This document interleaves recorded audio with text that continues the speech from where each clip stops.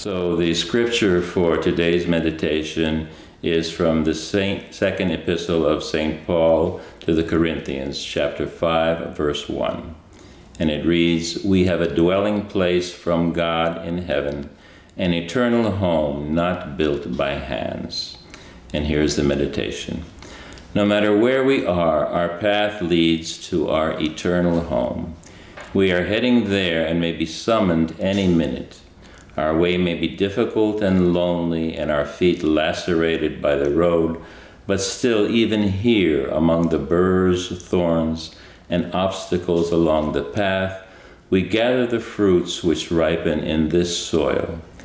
Heavenly sounds reach us here as well, and they give us encouragement and warm our lonely hearts, filling them with bright and joyful expectation. On this thorny path, we are surrounded by fellow travelers also heading for the precious gates. They sometimes enter there before our eyes. We hear the final sounds of their song of praise, and we know that they are cleansed of all their sins by the blood of Christ.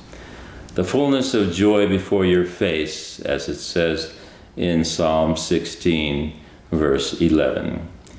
And here in our gloomy desert, we are sometimes illuminated by a glow of this heavenly joy.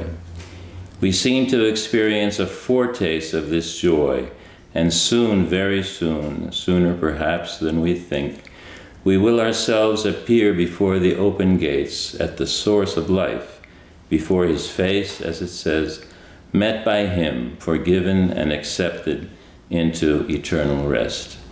So that's the end of the meditation, and perhaps it sounds kind of severe, talking about a gloomy desert and so on. And of course, for some of us, the desert is more gloomy than for others, but probably for most of us during our lives, we have experienced such a gloomy desert. And of course, the main thing to keep in mind is to do the best we can in all circumstances.